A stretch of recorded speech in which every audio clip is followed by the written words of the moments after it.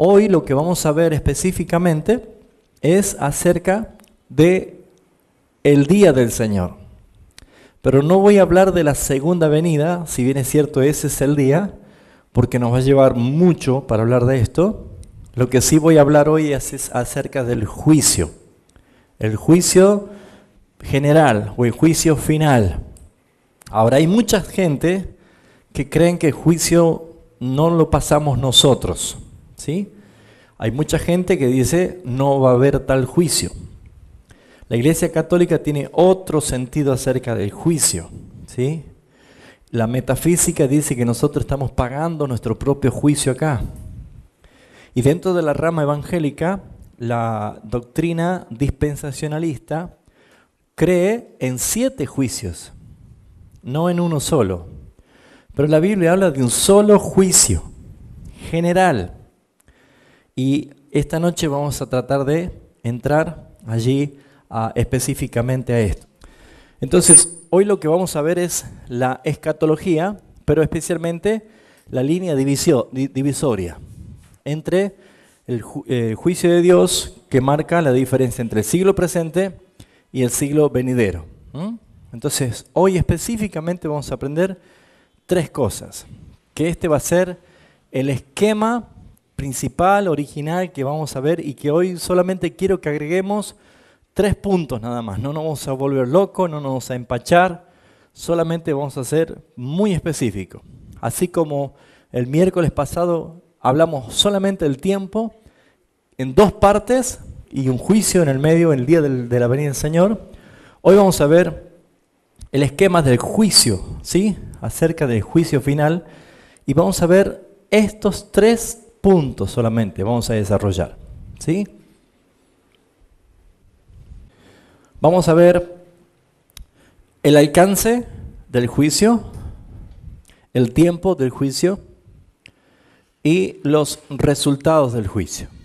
O sea que esta noche específicamente vamos a hablar de la línea que divide siglo a siglo y vamos a hablar de el juicio final. Y vamos a estudiar solamente estos 3 puntos, solamente estos 3. El alcance, el tiempo y el resultado. A modo de subtítulo, de introducción de estos puntos que vamos a ver, allí he puesto más o menos de qué se trata lo que vamos a ver. El alcance. Ustedes pueden poner la pregunta, ¿quiénes estarán en el juicio? ¿Sí? Entonces, la Biblia enseña todos los hombres vivos y muertos, justos e injustos, e incluso también estarán los ángeles en juicio. ¿Sí? Eso enseña la Biblia. El tiempo es para formular la pregunta, ¿cuándo será este juicio final? ¿Cuándo dicen ustedes? Vaya, no leen ahí, ¿no? Cuando sea la segunda venida de Cristo. No es ni antes, no es ni después, ni tampoco como enseñan los dispensacionalistas, que son 7 juicios. ¿Sí? 7 juicios, que cuando veamos un poquito de esto, lo vamos a aprender, ¿sí? Y lo que vamos a ver también es el resultado del juicio. ¿Cuál es la sentencia? ¿Cuál es el veredicto final? ¿Sí? Siempre que hay un juicio, está el juez, está el imputado, están los alegatos, están los testimonios, están las pruebas y se lleva a cabo la sentencia o la resolución que se llama el veredicto final. Entonces, ¿qué dice la Biblia acerca de esto? Hoy vamos a ver un poquito de esto y voy a pedirle que ustedes traten de interrumpirme cuando haya algo que no entiendan, ¿sí? La idea es que aprendamos, la idea es que podamos corregirnos. Ahora, vamos a leer un texto primero. Y quiero ponerle a ustedes, voy a apurarlos un poquito con la Biblia, ¿sí? Con la palabra.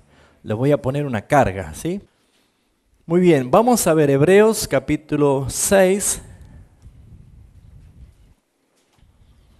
versículo 1 y 2. Hebreos capítulo 6, versículo 1 y 2. ¿Por qué quiero apurarlo un poquito yo con la Biblia? Porque más allá de que ha pasado 20 siglos desde que vino Cristo, y la iglesia tiene 20 siglos, 2000 años de historia ya en la tierra, pareciera que todavía hoy hay cosas que se desconocen. ¿Qué dice el autor de Hebreos? Por tanto, ¿lo ubican ya? 6.1. Por tanto, dejando ya los rudimentos, ¿sabe qué significa rudimentos? Las enseñanzas básicas. Básico. ¿Alguno tiene otra versión? ¿Qué dice ahí? Por lo tanto, dejemos de lado las enseñanzas elementales acerca de Cristo. Elementales, ¿sí? Si queremos edificar un edificio hay que comenzar por el cimiento, pero no podemos estar 15 años con el cimiento. Hay que, una vez que ya tenemos la base sólida del cimiento, hay que seguir edificando. Bueno, lo que dice acá el autor dice, por lo tanto, dejando ya los rudimentos de la doctrina de Cristo, vamos adelante a la perfección, ¿sí? No echando otra vez el fundamento para la Biblia, para el autor de Hebreos, lo que vamos a leer acá y lo que vamos a aprender hoy es rudimento, es un fundamento. ¿Qué nos está diciendo? Que nosotros tenemos que dominar esto ya, con mucha claridad, con mucha rapidez, ¿sí?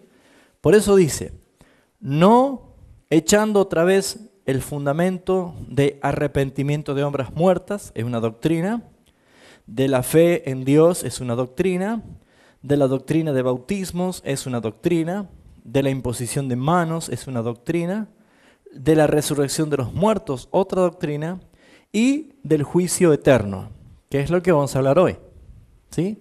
Porque todos los otros puntos doctrinales los vamos a ir viendo durante el año. Pero hoy específicamente vamos a hablar del juicio final, el juicio general, el gran juicio de Dios. Ahora, si vamos a tomar este primer punto como la tesis del juicio general, tenemos que resolver estos tres primeros puntos: el alcance, el tiempo y el resultado.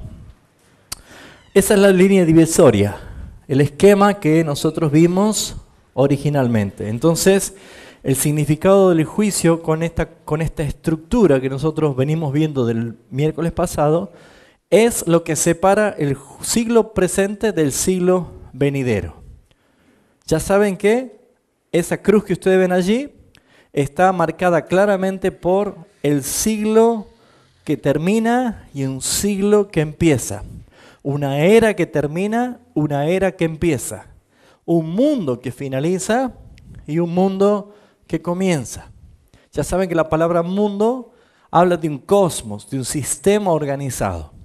Entonces, ¿qué es lo que da fin y comienzo en estos dos tiempos? Es un suceso bíblico, verídico, un acontecimiento que no podemos nosotros dejarlo pasar por alto. Es justamente el juicio de Dios que viene el día que Cristo venga. Entonces, ¿qué vamos a ver acá? Primeramente, Dios quiere que nosotros nos aferremos por la fe en la palabra a creer en esta verdad. ¿Cuál fue el motivo que Dios hizo esto? Por ejemplo, ¿alguien sabe el día y la hora que Jesús va a venir? No. ¿Seguro? ¿No salió ningún diario por ahí?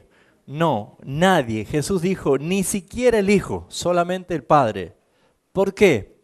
Porque Dios quiere que nosotros nos apoyemos únicamente en la fe en Jesucristo y estemos preparados, y no que estemos apoyados en nuestra propia confianza, porque podemos dormirnos. Lo que quiere el Señor al decir, viene el día del juicio, viene el día del Señor, ¿pero cuándo? No lo dijo. El mismo día que viene nuestro Señor. Muy bien, ¿qué podemos ver de acá? Vamos a entrar un poquito en calor, ¿sí? La importancia del juicio como un concepto bíblico, nosotros tenemos que tener bien en cuenta de que es un punto, si bien es cierto, es muy serio. Hebreos lo presenta como algo básico, como algo fundamental, ¿Sí? Entonces, ¿cuál es el objetivo que estamos mostrando la iglesia nuestra en este tiempo de enseñar este seminario? Es que todos vayamos al mismo nivel, ¿sí? Que aprendamos lo mismo y, como dije el miércoles pasado, que tengamos argumentos de la defensa de nuestra fe. Entonces, vamos a ver en continuación de lo que vimos el miércoles pasado, ahora el juicio final. Juicio general.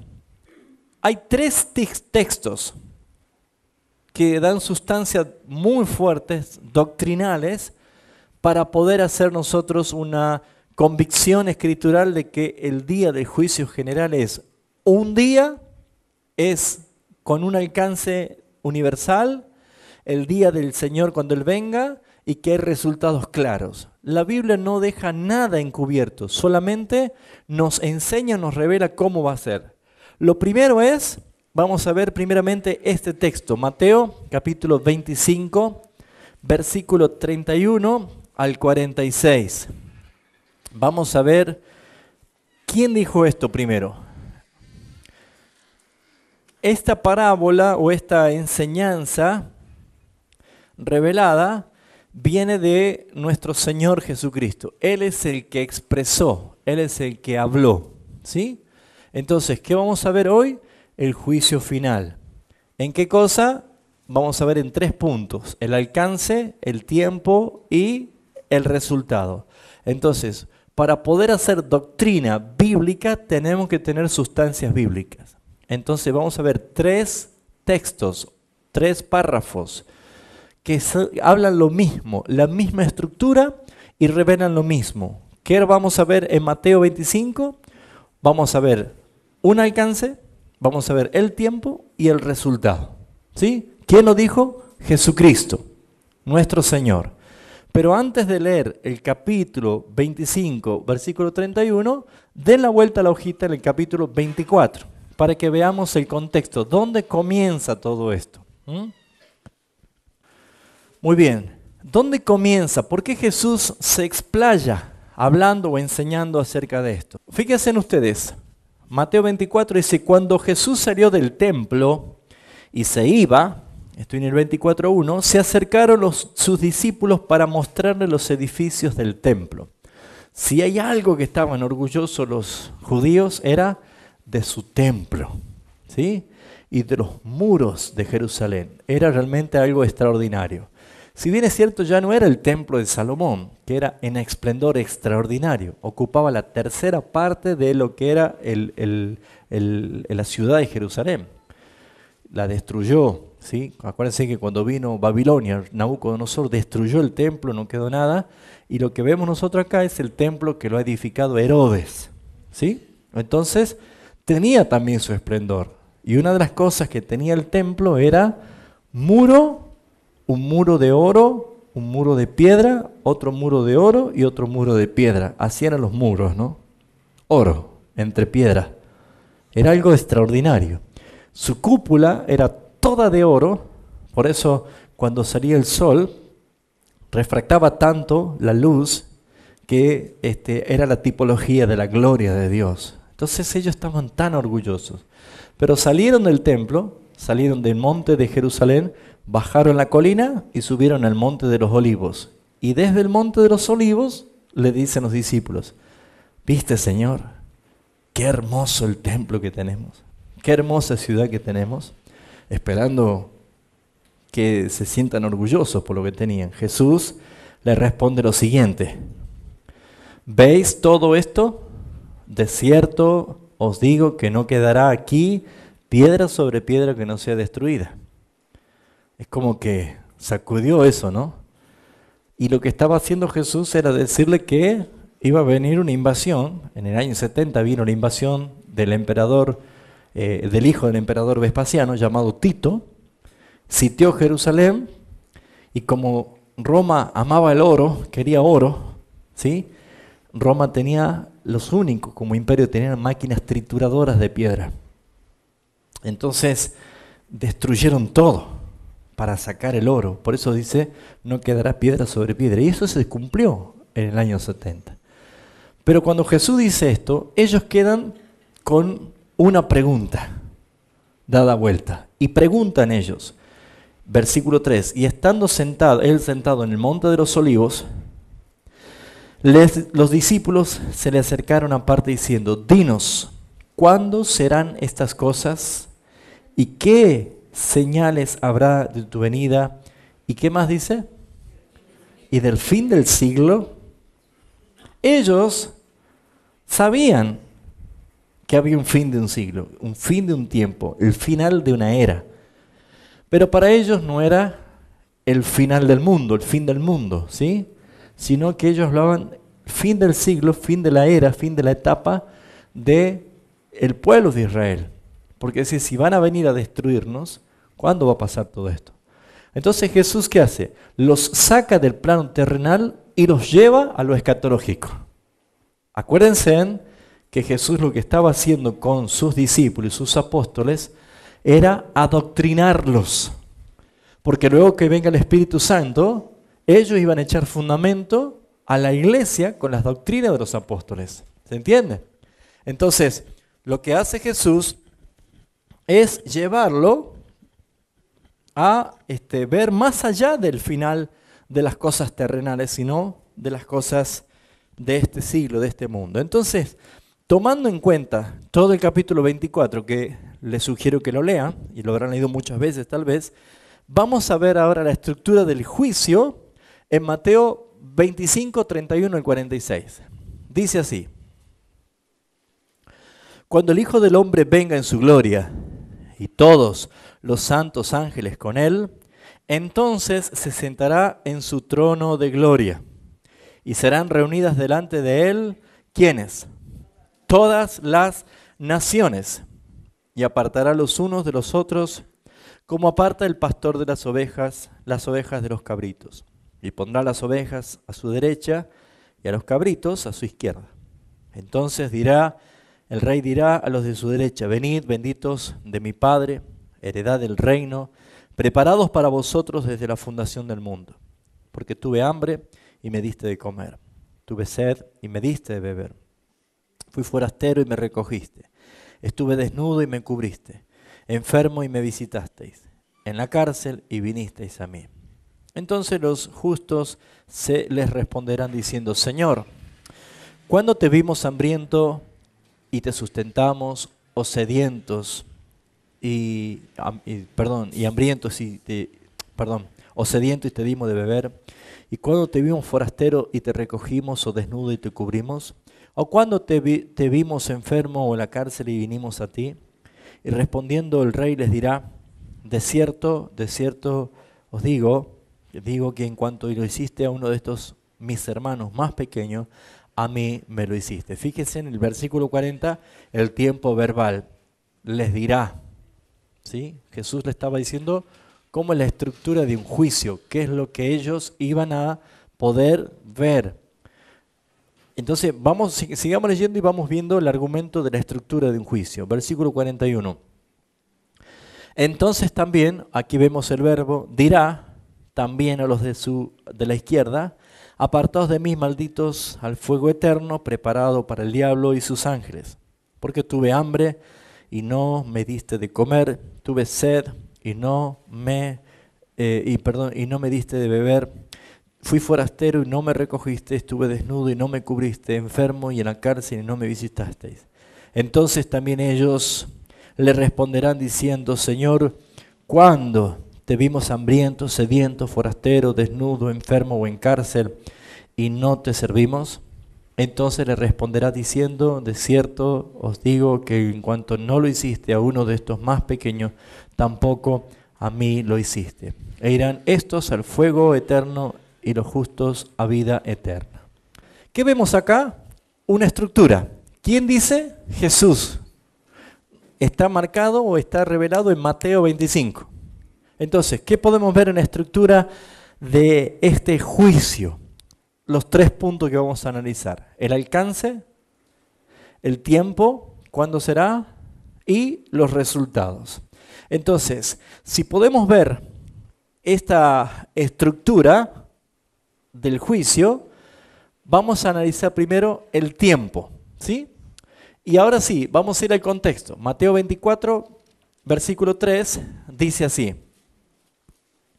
Y estando él sentado en el monte de los olivos, los discípulos se le acercaron diciendo, dinos, ¿cuándo serán estas cosas? ¿Qué es lo que pregunta? ¿Cuándo? Tiempo. ¿Y qué señal habrá de tu venida y del fin del mundo? Versículo 14, dice así, de Mateo 24, y será predicado este evangelio del reino en todo el mundo para testimonio de todas las naciones, entonces vendrá el fin. ¿Sí? Acá la palabra naciones es una palabra griega etnos, de viene la palabra etnias, y que hace referencia a gentiles, gentes. ¿Sí? Porque hay conceptos dentro de los dispensacionalistas que dicen que son 7 juicios, no uno, y que Dios va a tener un juicio con las naciones primero, luego con los individuos, y dentro de los individuos va a tener un juicio para los justos, un juicio para los pecadores, un juicio para los apóstatas, y mentira, eso no es bíblico, ¿sí? No encaja dentro del contexto bíblico. La Biblia habla de un solo día, del día del juicio, y que acá nosotros vemos de que Jesús dijo, por ejemplo, en el versículo 14, dice, será predicado este evangelio. ¿Sí? Este evangelio. Leemos también el versículo 27, ¿sí? Dice así, porque como un relámpago que sale del oriente y se muestra hasta el occidente, así será también la venida del Hijo del Hombre. Otra vez, ¿en qué tiempo? ¿Cuándo será? En la venida del Hijo del Hombre. Versículo 30. Entonces aparecerá la señal del Hijo del Hombre en el cielo. Entonces lamentarán todas las tribus de la tierra y verán al Hijo del Hombre viniendo sobre las nubes del cielo con poder y gran gloria. Otra vez, la estructura del tiempo está mostrada ¿cuándo? En la venida de Cristo. ¿Sí? Es un día, el mismo día, es una sola venida. Nosotros esperamos a Cristo la segunda venida. Él ya vino la primera vez y ahora vendrá la segunda vez. Pero no hay tal interpretación como se ha creído, y nosotros hemos tenido una gran influencia de los dispensacionalistas pensando de que la venida de Cristo es en 3 etapas, y no es así. ¿Sí? ¿Por qué? Porque algunos de nosotros en algún momento hemos pensado así. Bueno, si llega a venir Cristo y ahí viene el arrebatamiento y yo me llego a quedar, entonces ya sé lo que voy a hacer. Me hago tatuar por la bestia, no adoro la imagen, me hago decapitar y ya está, me salvé. Eso no es bíblico, primero porque la salvación no es de nosotros, es de Dios. Ese es un concepto, dice, yo cualquier cosa uso el plan B, ¿sí? Si no me sale la, puedo hacer la otra opción. La Biblia no da ninguna alternativa de esa, porque hay un solo día, un solo día. Cuando veamos nosotros acerca de las señales, por ejemplo, lo que antecede, lo que precede y lo que sucede en la venida de Cristo, sí o sí vamos a tener que hablar del arrebatamiento y vamos a tener que hablar de la venida de Cristo. Entonces vamos a ordenarnos con la Biblia cuándo es el arrebatamiento, si es 7 años antes que venga Cristo, o es el mismo día que viene Cristo, solamente recibimos al Señor en el aire. Eso dice la palabra, recibimos al Señor. ¿Sí? Entonces, todas estas cosas las vamos a ir viendo a la luz de la Escritura. ¿Qué nos dice? Porque probablemente nosotros hemos tomado un concepto diciendo, nosotros apenas ya se ponga fea la cosa, y ya vengan los vientos de tribulaciones, nosotros nos vamos. Ya viene Cristo, nos lleva. Pero fíjense ustedes, sería una gran contradicción leer Mateo capítulo 28, cuando dice Jesús en la gran comisión, la última parte, Él dice, he aquí, yo estaré con vosotros todos los días hasta el fin del mundo. Y si nosotros vamos 7 años antes del fin del mundo, ¿con quiénes van a quedar los que supuestamente se queden? No hay esa versión bíblica. Eso lo vamos a ver más adelante cuando veamos esa enseñanza. Hoy solamente quiero hablar del juicio, pero la Biblia enseña que solamente es un solo día, el día final, como hemos visto en esa estructura, ¿sí? Entonces, Mateo 25 nos está enseñando acerca de el tiempo del juicio, el cuándo. Mateo 24 está enseñando específicamente acerca de que el día del Señor será tal día. Veamos el versículo 42. Velad, pues, dice, porque no sabéis el día, no sabéis a qué hora vendrá, ha de venir nuestro Señor. Nadie sabe, dice. Ese es un principio también, un secreto del Padre. Nadie lo sabe. Pero ¿qué podemos saber nosotros? No sabemos el día ni la hora, pero sí sabemos que será un día en que Él regresará, Él volverá. En el capítulo 24, versículo 50, por ejemplo, encontramos lo siguiente. Dice, vendrá el Señor de aquel siervo el día en que éste no espera y a la hora que no sabe.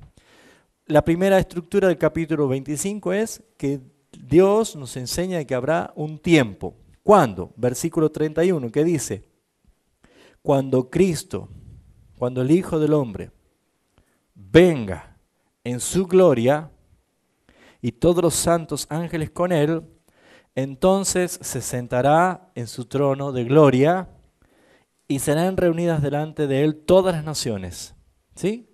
Y apartará los unos de los otros, como aparta el pastor las ovejas de los cabritos. En el 31 y el 32 vemos los 3 puntos. ¿Cuándo viene? Cuando sea la venida en gloria. ¿Cuál es el alcance? Todas las naciones. ¿Cuál es el resultado? Apartará a las ovejas de los cabritos. ¿Los ven? O sea que lo que vemos aquí es que el juicio de Mateo 25, dicho por Jesús, tiene esta estructura como la venimos diciendo. Número 1, ¿cuál es? El tiempo. ¿Cuándo? El alcance. ¿Quiénes? Y el resultado. ¿A dónde? ¿Sí? Esas 3 cosas las vemos. Los resultados del juicio de Mateo 25 están acá. Versículo 46. E irán estos a castigo eterno y los justos a la vida eterna. ¿Hay una tercera opción? No. Cada vez que ustedes vean cosas que parecen lógicas, lo que estamos haciendo nosotros es consolidar una doctrina. ¿Sí? Una doctrina. Nos estamos nosotros adoctrinando como iglesia con la palabra bíblica. ¿Para qué? Para que sepamos tener argumento y defensa de nuestra fe, de nuestro evangelio. Entonces, si alguien te dice, ¿en qué tiempo estamos viviendo? En este siglo. ¿Y a dónde vamos? Al siglo venidero. ¿Qué es lo que marca el final y el inicio? La venida de Cristo. ¿Y cuál es el acontecimiento que va a traer purificación, va a traer cambios, va a ser inicio a una nueva etapa? El juicio final. ¿En qué consiste el juicio final? ¿Cuándo será el juicio final? El día de la venida del Señor. ¿Sí? ¿Cuál será el alcance? Todas las naciones. O sea que está diciendo todas las personas. ¿Y cuál es el resultado del juicio? Solamente 2. Castigo eterno y vida eterna. No hay otra opción. Esto fue dicho y enseñado por nuestro Señor Jesucristo. En este juicio general, el alcance del juicio dice, ¿quiénes estarán? La Biblia dice, todas las naciones. ¿Y los que están aquí también? Sí, ¿no? Bueno, Tucumán también. No nos salvamos. Todos. ¿Sí? Queda claro que la palabra naciones, vuelvo a repetir si quieren anotarlo, es la palabra griega etnos. ¿Sí? Que hace referencia a etnias o gentiles. Gentiles. Que hace referencia a pueblo no judío. Gentes. En el lenguaje bíblico dice gentes. Vivos, muertos, grandes, pequeños, todos. Todos los que han recibido la vida. Entonces, para poder hacer un repaso de Mateo 25, el alcance de este juicio es todas las naciones. Podemos compararla con Lucas 24, 46 y 47. Dice así Lucas 24. ¿Ya lo tiene alguien? A ver, ya lo leo yo. Lucas 24, 46 y 47. Dice así. Y les dijo, así está escrito, y así fue necesario que el Cristo padeciese y resucitase de los muertos el tercer día, y que se predicase en su nombre el evangelio, el arrepentimiento, perdón, y el perdón de los pecados, en todas las naciones, comenzando desde Jerusalén. ¿Sí? Y esto se hace claro y evidente en Hechos capítulo 1, versículo 8, cuando Jesús, antes de ascender, vuelve a decir que tenían una tarea encomendada, pero lo iban a hacer con el poder del Espíritu Santo. Hechos 1:8 dice, pero recibiréis poder cuando haya venido sobre vosotros el Espíritu Santo, y me seréis testigos en Jerusalén, en toda Judea, en Samaria y hasta lo último de la tierra. ¿Sí? Entonces, claramente el Señor está diciendo, el Evangelio va a llegar a todo lugar. Pero vemos nosotros que Hechos de los Apóstoles resalta y relata de que la iglesia apenas nació, comenzó a ser perseguida. Y comenzaron a matar. Mataron a los apóstoles, comenzaron a perseguir y a matar cristianos. La historia es muy cruel. Los primeros 100 años de la iglesia, incluso hasta el año 300, fue terrible lo que se hizo. Pero Dios, en su misericordia, levanta a un hombre perseguidor de la iglesia, llamado Saulo de Tarso. Y la conversión de Saulo fue muy clara. Dijo, Ananías, ve, porque instrumento escogido me es este. Yo le enviaré a las naciones. O sea, Jesús llamó a Saulo para que vaya y lleve el evangelio hasta lo último de la tierra. O sea, él comenzó a expandir a los gentiles. ¿Sí? Y la evidencia es que el apóstol Pablo, que nosotros podemos tomar grandemente la doctrina de la gracia desde la revelación que tuvo Pablo, Gálatas 1:11 dice, yo no lo aprendí de hombre alguno, yo no aprendí ni de los apóstoles que estaban. La escuela de Pablo fue directamente el tercer cielo. Él fue arrebatado al tercer cielo, donde vio y oyó cosas inefables. No es dado al hombre común. Él las recibe. Y por eso es que Pablo tiene la convicción tan grande de salir en defensa del evangelio. Por ejemplo, en Romanos 2:16 dice, el día en que Jesucristo juzgará a todos los hombres conforme a mi evangelio, dice. Y había que pararse y decir mi evangelio, ¿no? ¿Pero por qué estaba diciendo esto Pablo? Porque había muchos que estaban distorsionando el evangelio y algunos que estaban levantando banderas de distintos. Por eso es que Pablo tiene que reprender a la iglesia de Corintio diciendo, ¿cómo es esto? Que uno dice que es de Pablo, otro de Cefas, otro de Apolos, otro de Cristo. ¿Que acaso está dividido Cristo? No. Pablo trata como niños espirituales. ¿Por qué? Porque estaban levantando banderas de interpretaciones. Entonces Pablo dice, yo voy a hablar mi evangelio, porque él lo recibió directamente por revelación de Jesucristo. Entonces, comparando esto, vemos nosotros que ese texto dice, para el perdón de pecados en todas las naciones. En todas las naciones, ¿sí? Por eso es que creemos nosotros de que estamos en tiempo final, porque la tecnología, el uso de internet, los aviones, las microondas, los rayos, las frecuencias de banda corta, banda ancha, tipo de prensa, de comunicación, todo lo que existe hoy ha permitido que el evangelio sea expandido por distintos lugares. Que no significa que si yo he predicado en la India, toda la India se tiene que convertir. Entonces fíjense en ustedes que la misma palabra nos enseña de que el evangelio va a ser predicado en las naciones. Y no dice a las naciones. ¿Ven la palabra en? En dice. En todas las naciones. ¿Por qué? Porque en todas las naciones hay quienes el Padre ya escogió desde antes de la fundación del mundo para ser salvos. Pero no quiere decir que toda Argentina se va a salvar. No quiere decir que todo Uruguay se va a salvar. O todo África se va a salvar, o las naciones que están dentro del continente africano. No, sino que en todas las naciones se va a predicar el Evangelio. Entonces, el Evangelio va a ser expandido, pero el juicio de Dios es para todos. Veamos lo siguiente. En Mateo 25, de 31 a 46, el clímax de lo que el Señor enseña acerca del juicio a lo largo de todo el Evangelio de Mateo, se manifiesta con qué claridad, con los textos que hemos visto recién, ¿sí? Desde Mateo capítulo 7, Mateo 11, 20, 12, todos estos están refiriéndose al mismo texto, ¿sí? De juicios. Juicios delante del Señor, juicios de que hay que rendir cuenta. Acuérdense, por ejemplo, del capítulo 7, 22 de Mateo. No todo el que me dice Señor, Señor. Cuando hablan, echarlo afuera, porque será el lloro y crujir de dientes, eso hace referencia al juicio, a un día de juicio. Y así la estructura de cada uno de estos textos.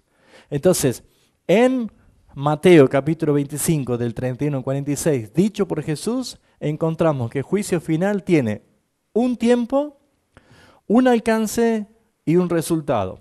El otro texto es Romanos, escrito por el apóstol Pablo, capítulo 2, versículo 1 al 16. Veamos rápido este texto. Romanos capítulo 2, versículo 1 al 16. Dice así la Escritura: juicio, el justo juicio de Dios. ¿Lo ven al subtítulo? El justo juicio de Dios. Por lo cual eres inexcusable, oh hombre, quien quiera que seas tú que juzgas. Porque en lo que juzgas a otros te condenas a ti mismo. Porque tú que juzgas haces lo mismo. Mas sabemos que el juicio de Dios contra los que practican tales cosas es según verdad. ¿Qué quiere decir? Que Dios no va a andar juzgándonos por supuesto, sino por verdad. La verdad es la que se va a hacer manifiesta allí. Es importante ver esto, hermanos, ¿sí? De que Dios, en el día del juicio, Dios va a glorificar su gracia, su misericordia y su palabra. Él va a glorificarse. Porque uno dice, ¿qué sentido tiene que nosotros, que ya somos salvos, que Cristo fue nuestro juicio y nosotros hemos sido justificados, ¿para qué comparecemos nosotros? ¿Se da cuenta? ¿Para qué? Y bueno, justamente cuando sea llamado un escogido de Dios, un santo de Dios, y empiece a dar las evidencias de todo lo que nosotros hicimos, porque el juicio sabe que es oral y público, no es privado, es público. ¿Saben para qué todos van a estar presentes viendo ese juicio? Porque cuando vea que yo soy tan pecador como usted, y tan miserable como usted, y tan merecedor de la muerte como usted, pero vemos nosotros que el Padre va a mostrar inmediatamente que el Cordero aplicó su sangre sobre alguien que no lo merecía, Dios se glorifica en su gracia. ¿Lo entiende? O sea, el juicio no es para que digamos, uy, hermano, vos estás preparado, uy, ¿cómo? No. El juicio está hecho, creado por Dios para su gloria. Y Dios se glorifica. Y a los que condena por causa de ser pecadores impíos no arrepentidos, Dios glorifica su justicia. Entonces siempre Dios está siendo glorificado. ¿Qué dice el texto? Versículo 2. Mas sabemos que el juicio de Dios contra los que practican tales cosas es según verdad. ¿Piensas esto, oh hombre, tú que juzgas a los que tal hacen y haces lo mismo, que tú escaparás del juicio de Dios? Acá está, ¿qué estamos viendo acá? El alcance. Todos. ¿Sí? Versículo 4. O menospreciáis la riqueza de su benignidad, paciencia, longanimidad, ignorando que su benignidad te guía al arrepentimiento, pero por tu dureza y por tu corazón no arrepentido, atesoras para ti mismo ira para el día de la ira y de la revelación del justo juicio de Dios. Versículo 6. Pero por tu dureza y por tu corazón no arrepentido, atesoras para ti mismo ira para el día de la ira. ¿Ve que acá aparece como el día de la ira? ¿Cuándo será el día de la ira? El mismo día del juicio. Y de la revelación del justo juicio de Dios. por el cual pagará cada uno conforme a sus obras. Aclaro esto, el juicio que Dios va a llevar a cabo sobre todos no es si yo levanté la mano en la campaña o si yo acepté en mi corazón a Cristo, o si yo profesé con mi boca que creo en Él. ¿Qué dice acá? El juicio es según sus obras. Y no es que seamos salvos por obras, sino que Santiago dice, y Juan también dice, muéstrame tu fe por tus obras. Cuando nosotros somos salvados, inmediatamente obramos las obras preparadas por el Señor de antemano para que andemos por ellas, dice. Entonces, algunos creen que ser salvo es repetir una oración, congregarme y tener una vida pasiva sin hacer nada. No hay que hacer nada. ¿Se acuerda la parábola de los talentos? El siervo ese negligente que escondió el talento en la tierra y le quitó eso, ¿no? Bueno, nosotros todos vamos a comparecer en el juicio para que cada uno sea, versículo 6, el cual pagará a cada uno conforme a sus obras. Dice el versículo 7, vida eterna a los que perseverando en bien hacer buscan gloria, honra e inmortalidad. ¿Sí? ¿Qué quiere decir? Voy a parafrasear este texto. Los que tienen vida eterna perseveran, insisten haciendo buenas obras. ¿Lo ven? Pero ira y enojo a los que son contenciosos y no obedecen la verdad, sino que obedecen a la injusticia. Tribulación, angustia sobre todo ser humano. ¿Sobre quién dice? ¿Ven el alcance? Todo ser humano. El versículo 8 que vemos, 7 y 8. Los resultados, ¿no? Vida eterna, condenación. ¿Lo ven? La misma estructura. O sea, tenemos sustancia como para hacer doctrina acá. Vamos a continuar hasta el 16. Leamos rápido, ¿sí? Versículo 10. Pero gloria y honra y paz en todo el que hace lo bueno, al judío primeramente y también al griego. En esta traducción quiere decir, y también al no judío, o sea, los gentiles. Pero, porque no hay acepción de personas para con Dios. Porque todos los que sin ley han pecado, sin ley también perecerán. Y todos los que bajo la ley han pecado, por la ley serán juzgados. Porque no son los oidores de la ley los justos ante Dios, sino los hacedores de la ley serán justificados. Porque cuando los gentiles que no tienen ley, hablado de nosotros, ¿se acuerda que Pablo dice en Efesios, nosotros gentiles no teníamos pacto, ni promesa, ni esperanza, ni Dios, no teníamos nada, fuimos salvos por gracia? ¿Sí? Entonces, dice en cuanto a los gentiles que no tenían ley, hacen por naturaleza lo que es de ley. ¿Cómo quiere decir? Fíjense en lo que dice allí.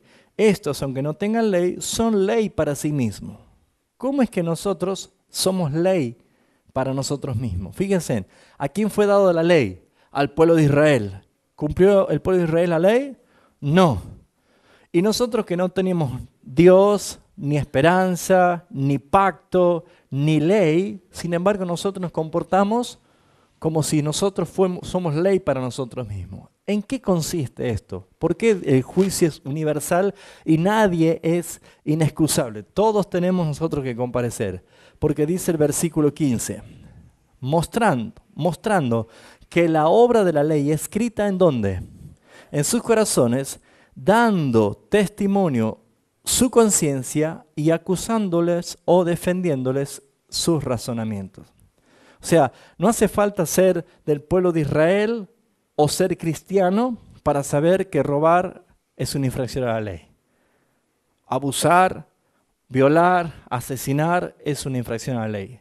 Toda persona puede ser el más diabólico, el más satanista que es este mundo, pero está robando a alguien, sabe por su conciencia que está haciendo mal. ¿Por qué? Porque la Biblia dice que todos los seres humanos tienen la ley de Dios escrita en sus corazones y en sus mentes. Entonces la conciencia lo que hace es acusarle o defenderle. ¿Se dan cuenta?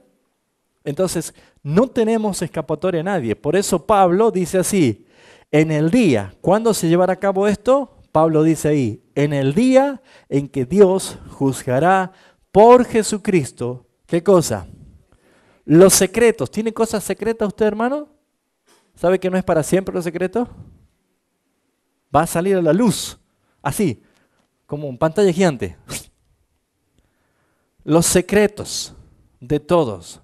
¿Por qué? Porque Dios ha establecido que esto sea así. Ahora, si nosotros hemos sido perdonados, si nosotros hemos sido justificados por el Señor, no tenemos pasado. El Señor nos ha perdonado. El Señor nos ha hecho nueva criatura. Las cosas viejas que dice, pasaron. Entonces, ¿qué es lo que vamos a ver acá nosotros? Que cuando seamos juzgados en este juicio, no hay ninguna condenación para los que están en Cristo. Porque fuimos justificados.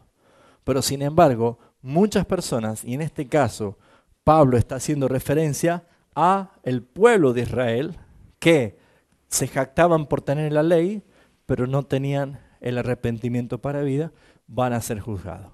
El día en que Dios juzgará por Jesucristo los secretos de los hombres conforme a mi evangelio. Entonces, ¿cuál es la estructura de Romanos 2, 1 al 16? Este pasaje pertenece a una sección más grande de Romanos, que tiene como tema la revelación de la ira de Dios contra todos los hombres. Si ustedes leen Romanos, los primeros capítulos, van a ver que lo único que apunta es la culpabilidad del hombre. Dios no es culpable del pecado del hombre. El hombre es responsable de su pecado. Y el hombre debe pagar. Por eso dice, la paga del pecado es la muerte. Y Pablo dice en Romanos 3, 10 en adelante, todos, no hay justo ni aun uno, todos pecaron, todos se desviaron, todos hicieron iniquidades. Capítulo 3, 23 dice, por cuanto todos pecaron, están destituidos de la gloria de Dios. Eso es la estructura de ese capítulo. En Romanos capítulo 1, del 1:18 al 2:16, trata específicamente de la ira de Dios contra todos los hombres en general. Fíjense en ustedes que este alcance que la Biblia está diciendo, tanto Jesús como el apóstol Pablo, está mostrando que hay un juicio universal para todas las personas, ¿sí? Veamos un poquito la estructura de este capítulo 2.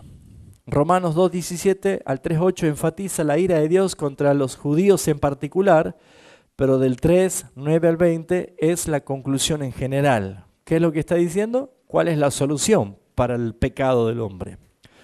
Pero también podemos ver este esquema, ¿sí? Todos los hombres en general, pero también Romanos apunta a los judíos en particular. ¿Qué dice? Primeramente al judío y también al griego o al no judío, ¿sí? O sea que la palabra está diciendo todos los seres humanos tenemos que comparecer en el juicio de Dios.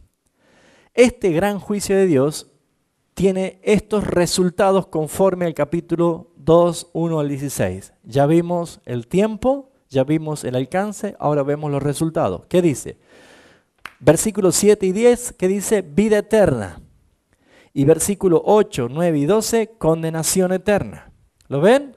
El veredicto de este juicio tiene la misma estructura de Mateo 25. ¿Sí? Recordamos un poquito Mateo 25, que dijo, ¿cuándo viene Cristo? ¿Cuándo será el juicio? Cuando venga Cristo en gloria y se siente en su trono. ¿Sí? ¿Cuándo? Cuando venga Cristo. Pablo dijo lo mismo, el día en que el Señor juzgará a todos los hombres conforme a mi evangelio, el día de Cristo. El alcance, todas las naciones, dijo Jesús. Y acá que vemos todos nosotros que habla de todos los hombres en particular, todos los hombres en general, ¿sí? ¿Y qué vemos en Mateo 25? Los de la izquierda a vida eterna y los de la derecha vida eterna y los de la izquierda condenación eterna. Aquí en Romanos vemos exactamente la misma estructura. Vuelve otra vez a manifestarse lo mismo. ¿Vamos bien hasta acá? ¿Sí? Muy bien. O sea, que el juicio general dice, ¿cuál es el alcance del juicio? Versículo 6, ¿qué dice? Cada uno. 6. Capítulo 2, versículo 6. Cada uno. ¿Qué más? Versículo 9. Todo ser humano que hace lo malo. Tercero, El que hace lo bueno, versículo 10. ¿Quién más? Todo lo que sin ley han pecado, dice. ¿Quién más? Tanto los vivos como los muertos, versículo 4 y 5 y 7 el 10. También observa el tiempo presente, este texto, hasta hoy, ¿sí? O sea que el alcance que vemos que Pablo está diciendo es exactamente lo mismo que muestra Jesús. Ahora, ya tenemos dos textos con bases sólidas, bíblicas, con la misma estructura. El juicio general se lleva a cabo el día que el Señor venga, como el tiempo. El alcance es todos los seres humanos, todos. Nosotros, los que murieron desde Adán hasta el último de hoy, todos estaremos en el día del juicio. ¿Y el resultado cuál va a ser? Solamente dos: vida eterna o condenación eterna. Eso es lo que vemos en la estructura de Mateo 25 y de Romanos capítulo 2. Ahora, vamos a entrar a un tercer punto. El tiempo en que se ubica este juicio, aunque en el pasaje de Mateo 25 el tiempo es más efectivo, enfático, más claro, si bien es cierto, aquí en Romanos no dice exactamente lo mismo tan específico, pero claramente podemos ver que es la segunda venida de Cristo. El paralelismo lo pueden anotar para que lo vean tranquilamente, del capítulo 2, 6 y 16, con Mateo 16 y 25. ¿Sí? O sea, siempre hay que responder la Biblia con la Biblia. Siempre hay que ver qué dice una parte y qué dice otra parte. Por eso es que no se puede hacer doctrina de que, bueno, hermano, de a partir de ahora no se puede comer más morcilla. Hay un solo texto. Y era con un contexto específico, ¿sí? Que todavía estaban defendiendo la ley judía y la tradición judía y que no podían aceptar a los gentiles, ¿sí? Entonces decían, no hay que comer sangre. Pero no se puede hacer un dogma con un texto o dos textos, sino que se debe hacer doctrinas cuando hay mucha sustancia bíblica y que tienen la misma estructura, ¿sí? Ya cuando veamos un poquito Apocalipsis, un poquito más adelante, y se acuerda que Apocalipsis aparecen de las copas de ira, las trompetas, que aparecen los caballos y los jinetes, y uno cree que el Apocalipsis es un libro cronológico de sucesos, y no es cronológico. Son siempre los mismos sucesos que las visiones de Juan eran, una vez veía lo mismo como copas, otra vez veía lo mismo como trompetas, veía las actitudes de los cuatro jinetes con sus caballos como la etapa o la era de la iglesia aquí, ¿sí? El tiempo de la evangelización, el tiempo de la persecución. Vamos a ver bien la estructura esa. Pero lo que sí podemos ver nosotros es que hay doctrinas que tienen muchos cimientos bíblicos, ¿sí? Ahora, también vemos el paralelismo entre las recompensas que menciona Romanos capítulo 2, con las recompensas para los cristianos que serán dadas en la segunda venida de Cristo, ¿sí? Lo mismo que dice el versículo 7, vida eterna a los que perseverando hacer el bien, buscan gloria, honra, inmortalidad. Y Mateo 25, 46 dice, vida eterna a los justos y condenación a los malvados. O sea que siempre habla de lo mismo, la misma estructura, ¿sí? Y tenemos para apoyar los siguientes versículos, del versículo 7 y 10 de Romanos 2, con Colosenses 3, 4, por ejemplo, cuando Cristo vuestra vida se manifieste, seréis vosotros también manifestados en gloria, dice, ¿sí? Entonces, ¿cuándo será que Cristo se va a manifestar? Segunda venida. ¿Cuándo nosotros vamos a dejar de ser naturales y terrenales y transformados en gloria? El día que venga Cristo. ¿Y por qué yo seré transformado en gloria? Porque soy un justo, justificado, ¿sí? Y el resultado es gloria. Entonces, siempre la Biblia mantiene una misma estructura. Ahora, el tiempo de este juicio, que también vemos la misma introducción, vemos que la mención explícita del día cuando Dios juzgará los secretos de los hombres por Jesucristo, que dice el versículo 16, también establece el tiempo del juicio. ¿Cuándo va a ser el juicio? En la segunda venida de Cristo, el mismo día. Ahora, No podemos decir que será un día de 24 horas. O tal vez sí. La Biblia no dice eso. Pero lo que sí podemos ver nosotros es que todo ese suceso es en el mismo día va a desarrollarse todo lo que vamos viendo. ¿Por qué? Porque el esquema del siglo presente y el siglo venidero solamente está dividido por un solo acontecimiento, el día que Cristo venga. ¿Sí? ¿Me hago entender o ya estoy enredado? ¿Sí? ¿Estoy claro? ¿Seguro? Bueno, ya saben que...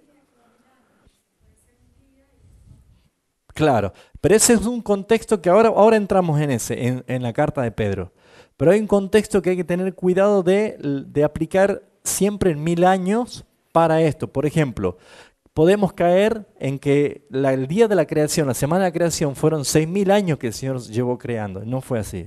Fueron claramente días de 24 horas. Perdón, 25 horas. Los hebreos tienen 25 horas en el calendario. ¿Sí? ¿Por qué?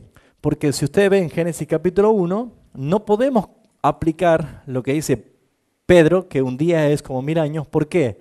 Porque claramente nosotros vemos en capítulo 1 que dice, y fue la tarde y la mañana del día primero. O sea, marca un ciclo de 24 horas para nosotros. ¿Se entiende? Entonces, Dios creó todas las cosas en 6 días literales. Porque acuérdense que ¿cómo hizo Dios para crear el elefante, por ejemplo? Si nosotros tenemos que hacer un elefante, tenemos que empezar buscando la piel, el marfil de los cuernos, las venas, los tendones, la carne. No, Dios dijo sea. ¿Se da cuenta? Y le sobró tiempo todavía en el día. Pero Él dijo sea y fue hecho, dice la palabra. Entonces, hay que tener en cuenta el contexto de por qué Pedro dice para con Dios un día es como 1000 años, ¿sí? Entonces, acá podemos ver nosotros, cuando hablemos del milenio, vamos a interpretar mejor ese texto, qué significa 1000 años. ¿Son literales? Ya vimos que este siglo, no es de 100 años, sino de un tiempo indeterminado que comienza en la creación y termina cuando Cristo venga. Y el siglo venidero comienza después del juicio y no terminará jamás, porque es eterno. Por lo tanto, vamos a ver qué dice la palabra de Dios en cuanto a la terminología del tiempo, ¿sí? Muy bien. Vamos a entrar al tercer punto. Segunda de Pedro, capítulo 3, versículo 3 al 13. Vamos a ver lo que se llamaría o se denominaría la escatología de Pedro. Es muy curioso ver acá. Pero así como vimos en Mateo 25 y Romanos capítulo 2, que tiene la misma estructura, tiempo, alcance y resultado, el apóstol Pedro también utiliza la misma estructura, ¿sí? Pero cada uno con 3 perspectivas diferentes. Jesús, por ejemplo, habla de cómo será la tipología del juicio, que eso lo vamos a ver la semana que viene, ¿sí? ¿Qué dice Jesús? ¿Qué es lo que se va a juzgar? Porque tuve hambre, me diste de comer, tuve sed, me diste de beber. Y él habla diciendo, por cuanto lo hiciste a uno de estos hermanos pequeños, mis hermanos más pequeños. También hay una interpretación correcta y una errada de esto. Pablo no habla de los hermanos más pequeños, sino que Pablo habla directamente de la obra personal de cada uno. Los que buscan honra, gloria, perseverancia en hacer lo bueno.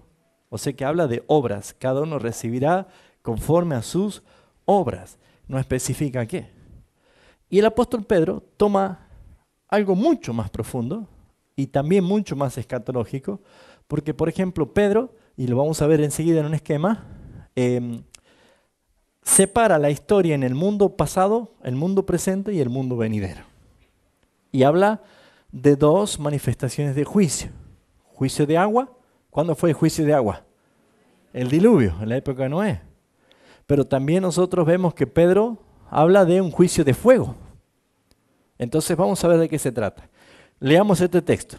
Segunda de Pedro, capítulo 3, versículo 3 al 13. ¿Ya está? Sabiendo primero esto, que los postreros días vendrán burladores, andando según sus propias concupiscencias y diciendo, ¿dónde está la promesa del advenimiento? Porque desde el día en que los padres durmieron, todas las cosas permanecen así como desde el principio de la creación.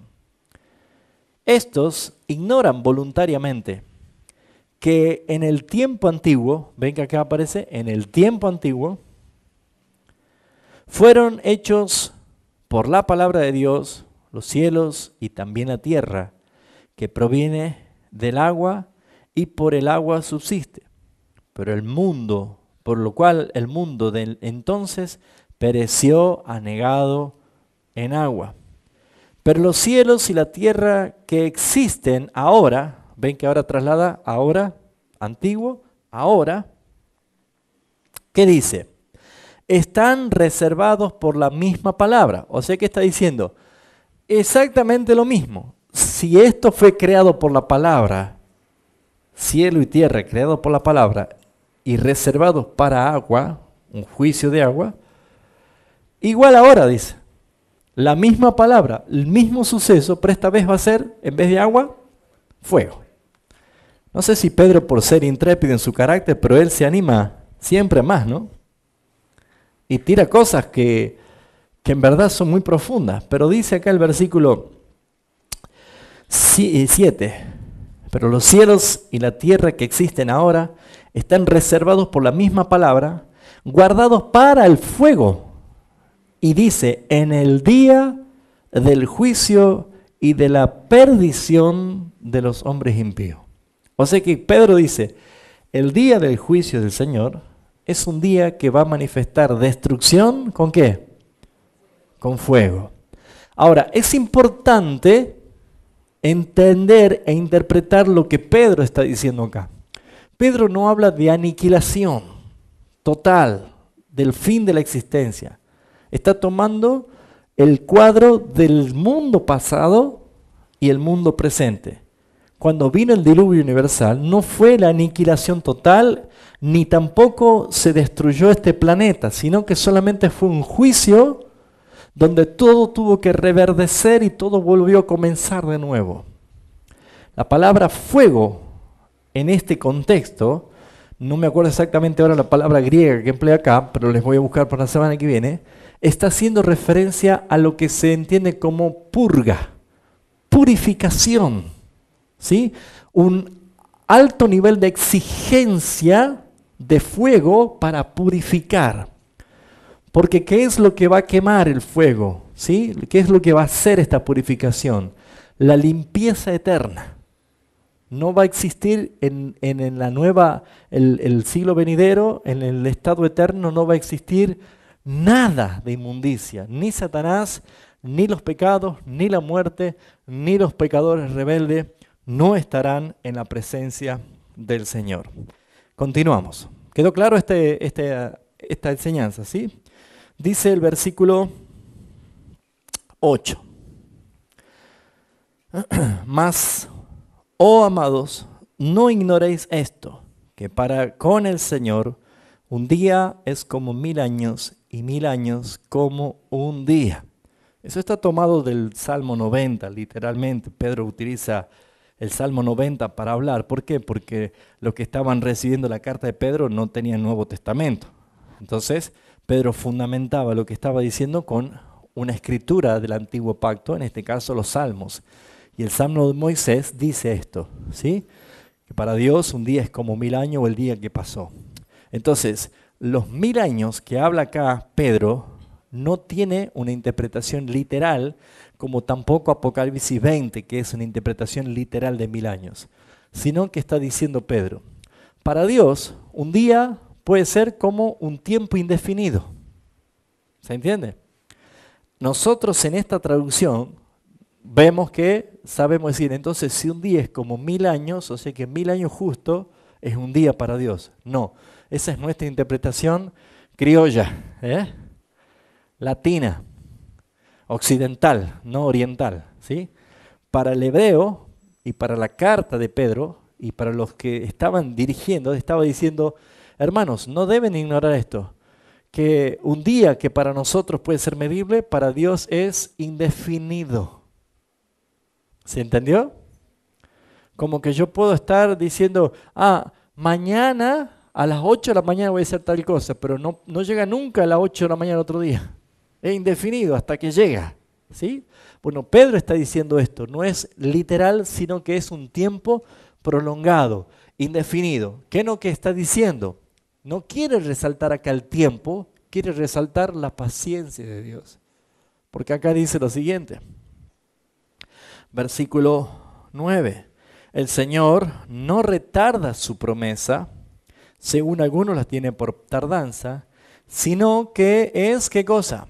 Paciente para con nosotros, no queriendo que ninguno perezca, sino que todos procedan al arrepentimiento. Pedro tenía muy en claro que la redención que está hablando acá Pedro, que Dios es paciente esperando que procedamos al arrepentimiento, habla de nosotros. Pedro es uno de los que escribe diciendo, nosotros somos nación santa, real sacerdocio, pueblo escogido, adquirido por Dios. Entonces lo que está hablando Pedro acá es que si no vino Cristo todavía, es porque todavía hay escogidos que no escucharon el Evangelio. ¿Y quién tiene la responsabilidad de evangelizar? ¿Los ángeles? Vayan ustedes y prediquen el Evangelio. Han pasado 20 siglos, 2000 años, y algunos dicen, ¿qué pasa que no viene? Y dicen los burladores se iban a burlar. ¿Pero qué está diciendo Pedro? No, al contrario, Dios no retarda su promesa, sino que está siendo paciente, no queriendo que ninguno de nosotros, inclusivo, perezca, sino que es paciente. Y cuando habla de que todos, no es todos en general, porque si no Dios hubiera fracasado y ya Judas se fue al infierno, sino que está hablando de todos los escogidos de Dios. La Biblia nunca ocultó la palabra elección, nunca ocultó la palabra escogido, siempre ha estado. Y hay gente que se enoja con Dios porque Dios escoge. Nosotros escogemos todos los días, ¿no? ¿Qué nos ponemos, qué comemos, a dónde vamos? Y nadie se enoja con usted. Pero cuando vemos que Dios escogió para salvación desde antes de la fundación del mundo, la gente dice, qué injusto. Y ya enseñamos que nosotros no tenemos que pedir justicia a Dios, porque si fuera por justicia, ¿usted se salva? Nadie. Porque ¿qué merecíamos? La condenación. Mas somos salvos por gracia y por la misericordia de Dios. Entonces, Dios simplemente escogió desde antes de la fundación del mundo a lo que Él quiso, simplemente para que cuando los salvados estén en día de juicio, Dios glorifique su gracia. Y permitió que los que no fueron escogidos continúen en su delito y pecado y sean condenados para que Dios glorifique su justicia. Porque la Biblia dice que todo es por Él y para Él. Es para su gloria. Entonces Pedro lo que está diciendo acá es exactamente lo mismo. Versículo 10 dice así.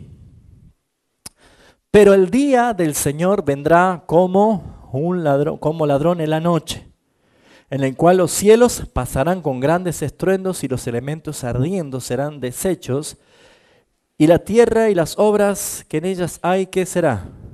Serán quemadas. ¿Cuándo dice? Versículo 10, ¿cómo comienza? El día del Señor. ¿Lo ven? No hay otros días. Es un día, todo es un mismo suceso, un mismo acontecimiento. El día que el Señor venga, el día del juicio, vamos a ver Apocalipsis 21 después, es cuando dice, delante del gran trono blanco, el cielo y la tierra huyen delante de su presencia. No se encontró lugar para ellos. Y se manifestó cielo nuevo y tierra nueva. Versículo 11, puesto que todas estas cosas han de ser deshechas, ¿cómo no debéis vosotros andar en santa y piadosa manera de vivir, esperando y apresurando para la venida del día de Dios, en el cual los cielos encendiéndose serán deshechos y los elementos siendo quemados se fundirán? Pero nosotros esperamos, ¿qué dice? ¿Cuánto dicen amén? Según sus promesas, ¿qué cosa? Cielos nuevos y tierra nueva en los cuales mora la justicia. La misma estructura. Veamos un poquito ahora lo de Pedro, la escatología de Pedro. En el tema de esta sección de la carta es la certidumbre de la promesa de la segunda venida de Cristo. ¿Qué está diciendo Pedro? Cristo viene. Ahora, más tarde, como un ladrón en la noche, no lo sabemos, pero Cristo viene. Versículo 4, 9 y 13 dice esto.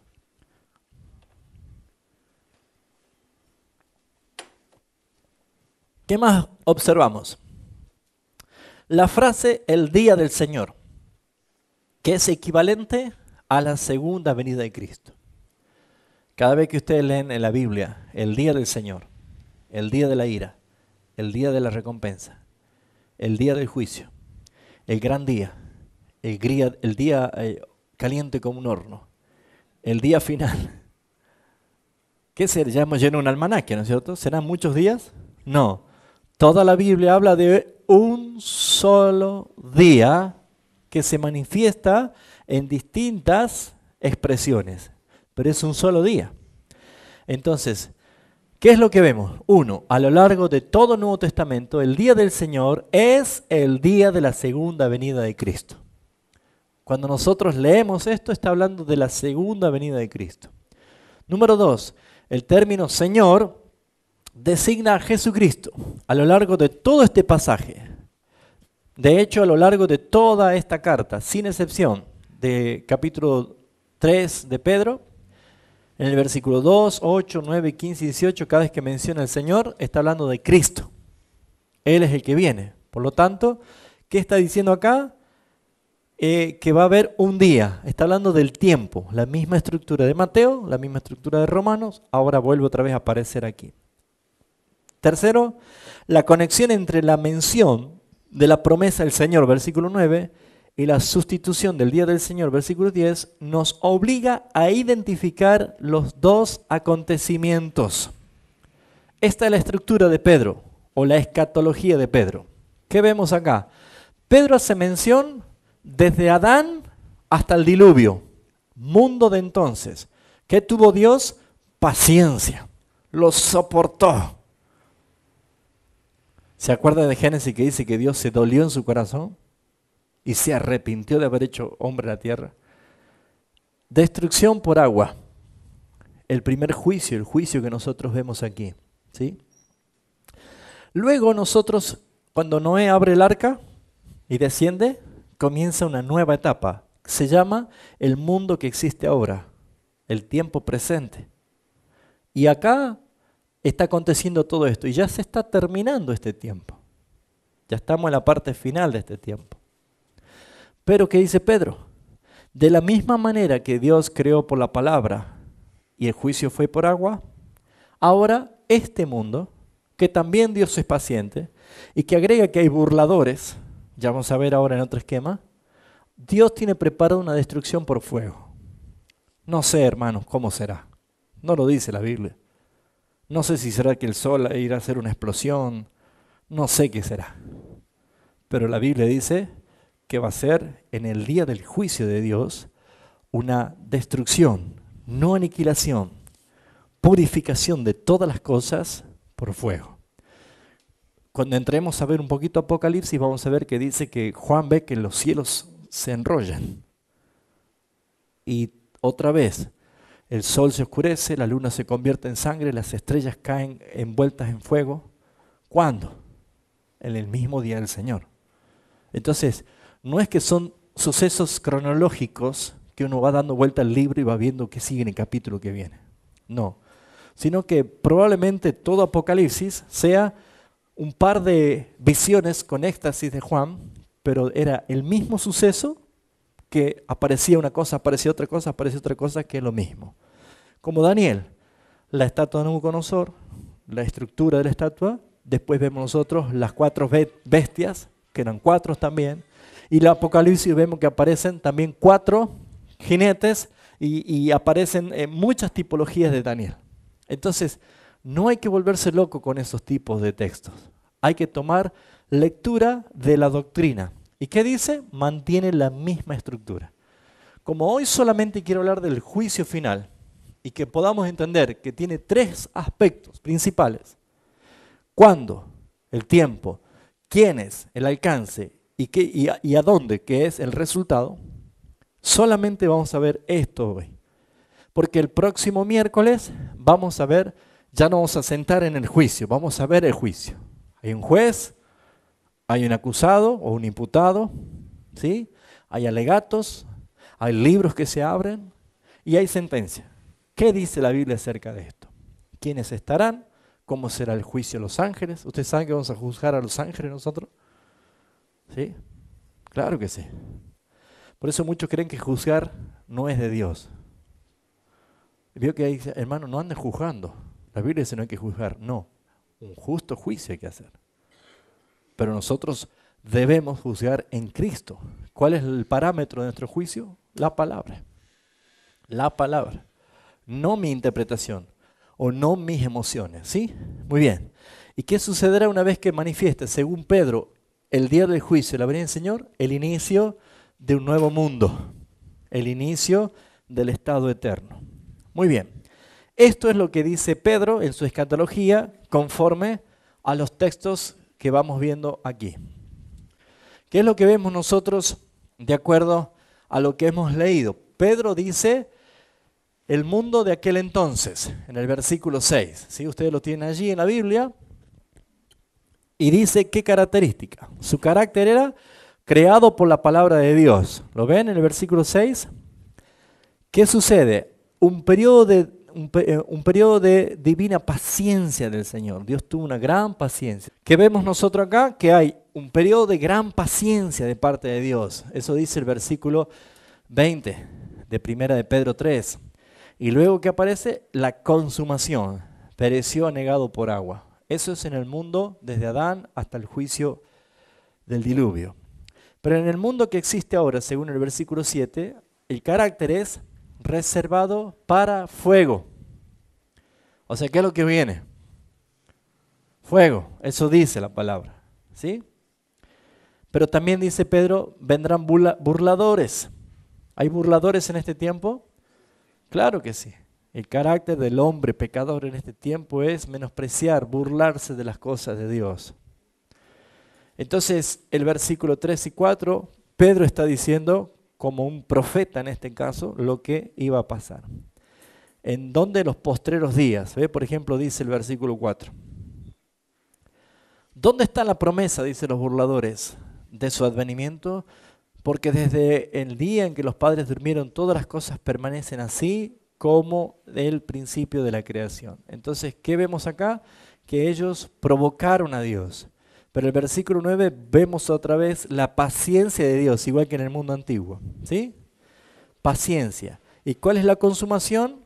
La parusía, que es la segunda venida de Cristo. Según el versículo 4, el día del Señor, el día de Dios es el día del juicio.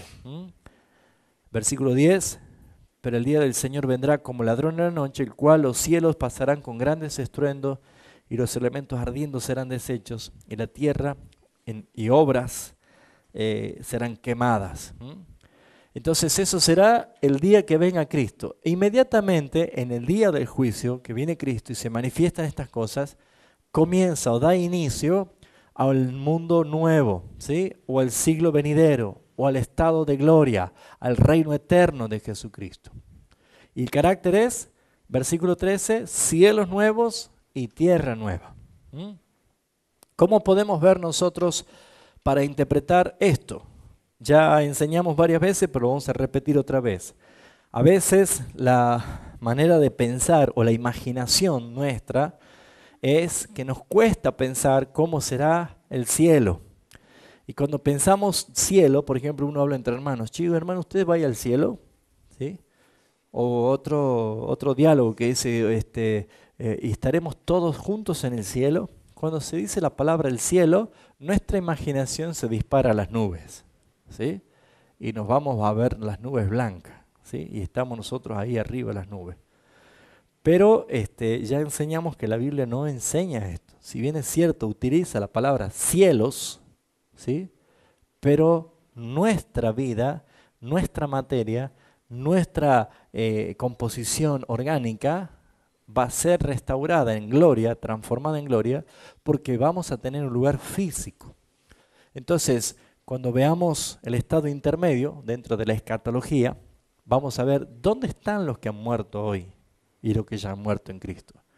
Los que han muerto en Cristo están en un lugar espiritual o en un lugar físico.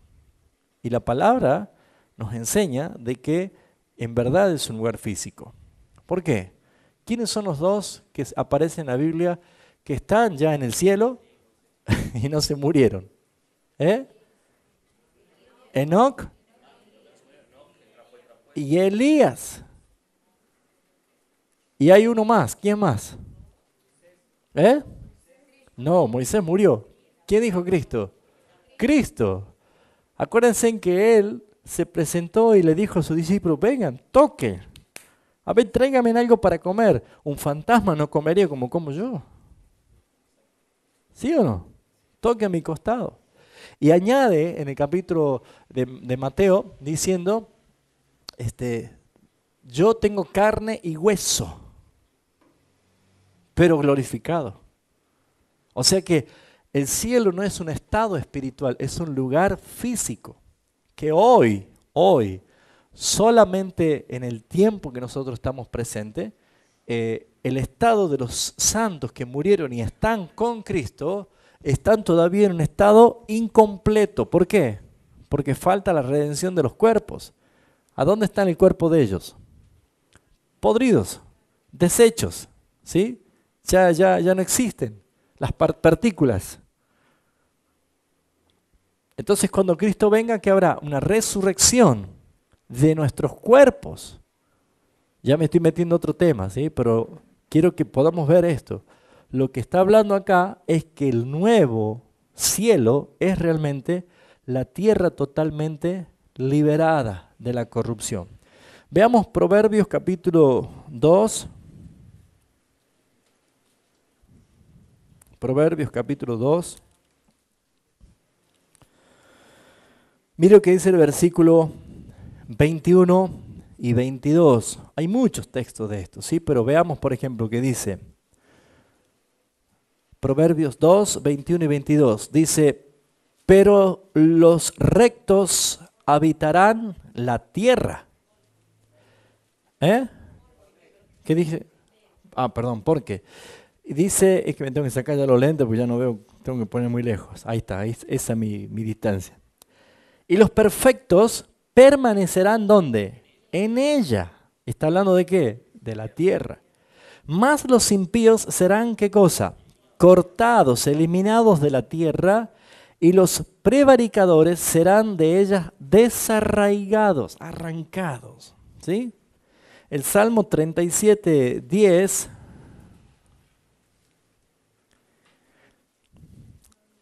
dice, Salmo 37, 10,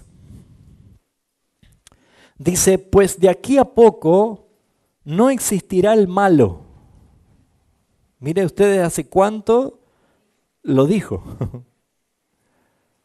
O sea, Dios es paciente esperando que todos procedan al arrepentimiento, pero ya la sensación es de inminencia.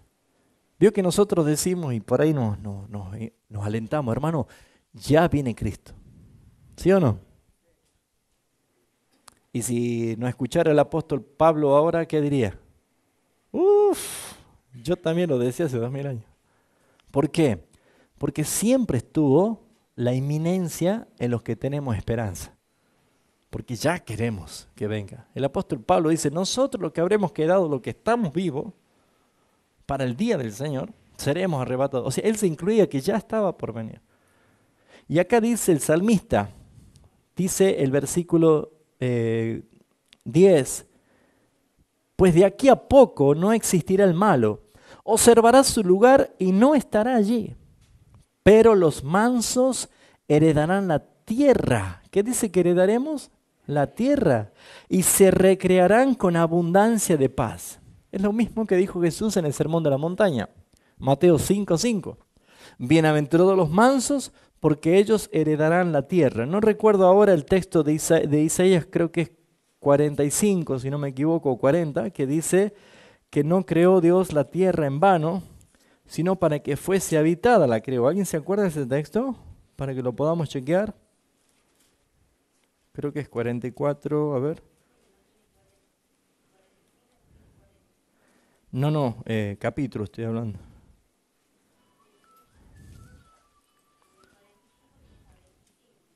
No,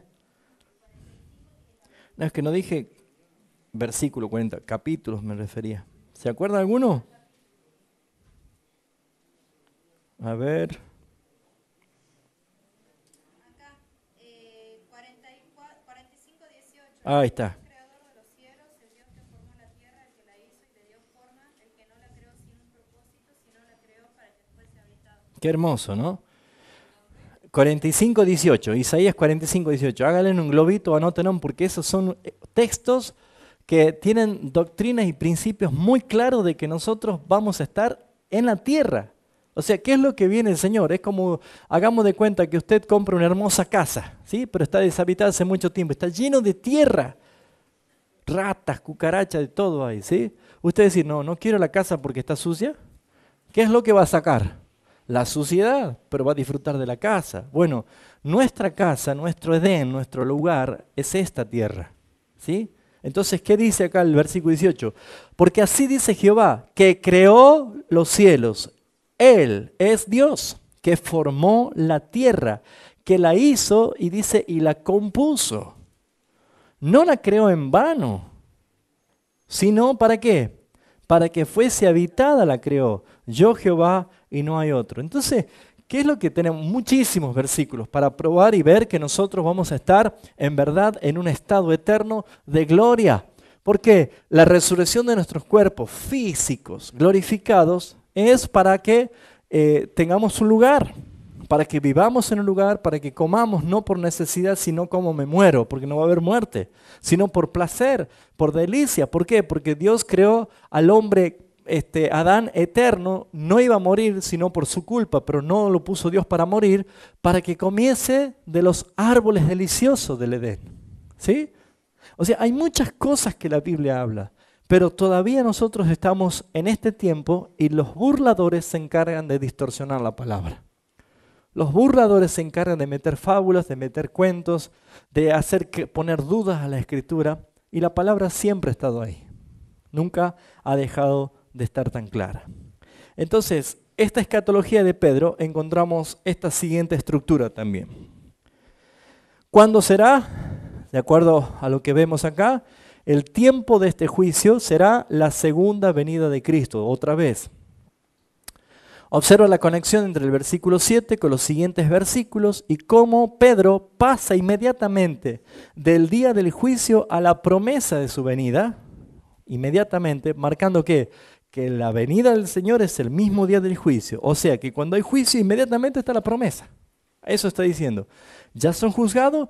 Muy bien. Ustedes son los benditos del Padre. ¿Qué va a decir? Pasen. Entren. Eso es lo que está diciendo Pedro. Observe también que el versículo 10 es una referencia a la promesa de su venida. Y compare el versículo 9 con Mateo 24, 43 y observe también el versículo 12 y 13, que es lo que ya hemos leído. O sea que es inminente, es inmediato. Cuando está el juicio, se lleva a cabo el juicio se manifiesta la recompensa. ¿Cuándo es el tiempo? La segunda venida de Cristo. ¿Cuál es el alcance? Es claramente universal. ¿Por qué? Eso es evidente con el paralelismo del diluvio. ¿Lo ven? Hace mención al diluvio y pone el paralelo, así también va a ser el juicio de ahora, que se encuentra en el versículo 6. Comparamos el 7, el 10 y el 12 para que podamos chequear esto, ¿sí? O sea que Pedro está diciendo, el alcance es universal. ¿Quién estará en el juicio? Todos. Todos y cada una de las personas e incluso los ángeles serán juzgados. También vemos nosotros los resultados del juicio. 1, la destrucción eterna de los malos. Versículos 7 y 9. 2, la bendición eterna de los creyentes. Y la conclusión general es que podemos dar de la misma estructura. de Mateo 25, Romanos 2 y 2 de Pedro 3 es lo siguiente. Los tres pasajes afirman que el tiempo del juicio venidero es ¿cuándo? La segunda venida de Cristo. Que los resultados del juicio venidero son vida eterna y castigo eterno. Y que el alcance del juicio es absolutamente universal. Por eso hacemos doctrina bíblica así. Porque encontramos la base bíblica de Cristo, la base bíblica del apóstol Pablo y la base bíblica del apóstol Pedro. Por lo tanto, encontramos aquí que Jesucristo como cabeza, como el rey, como el profeta, como el sacerdote, anuncia una verdad. Pablo en la tipología del apóstol lo hace y Pedro profetizando las cosas que iban a pasar está poniendo el fundamento de lo que hemos leído en Hebreos 6. Por tanto, dejando ya los rudimentos, las bases, los principios elementales de la fe cristiana, avancemos a la perfección. No volvamos otra vez a hablar de doctrinas de arrepentimiento, doctrina de bautismo, doctrina de imposición de manos, ni doctrina de juicio final. Eso está diciendo Hebreos, como diciendo, esto ya tienen que saberlo, entenderlo, dominarlo. Bendito sea el Señor que Dios no llega tarde. Y si este tiempo estamos adoctrinando a la iglesia con la palabra de Dios, es para tener defensa de nuestra fe y convicción de lo que esperamos. Entonces, las mismas conclusiones se manifiestan acá. En este siglo y el siglo venidero se manifiesta en el mismo día de la segunda venida de Cristo el juicio general. ¿Se acuerda que la semana pasada quedamos con una pregunta? ¿Dónde encajamos el reino milenial de los premilenialistas? Acá volvemos a hacer otra vez la pregunta, porque vamos empezando a conocer que hay otras interpretaciones que no encajan conforme a lo que la Biblia dice. Entonces vamos tomando estas consideraciones. Lo que quiero decir es lo siguiente. Primero, que Dios nos esté llevando a conocer más con claridad su palabra, no nos tiene que dar a nosotros aire de superioridad, sino todo lo contrario, de humildad y de sencillez. Segundo, los hermanos que puedan tener su formación escatológica diferente son nuestros hermanos y debemos amarlos y debemos respetarlos, más allá de que por ahí no concuerde nuestras teologías, siempre y cuando no sean doctrinas fundamentales que son tocadas. Por ejemplo, la Trinidad, la deidad y la humanidad de Cristo, la escatología de la iglesia, las bases de la iglesia, de los sacramentos. Pero hay cosas que son secundarias. Si bien es cierto, esto es una doctrina muy importante en la escatología, pero ¿sirve para qué? Para que nosotros conozcamos la verdad bíblica y nos alentemos unos a otros. No es para que nosotros vayamos a ofender ni a querer entrar en disputas necias, dice la palabra. No es para eso, ¿sí? Ahora, sí lo que tenemos que ver nosotros es que se nos va a demandar mucho a quienes se nos da mucho. Entonces, ese es el principio de esta palabra, la importancia de esta palabra.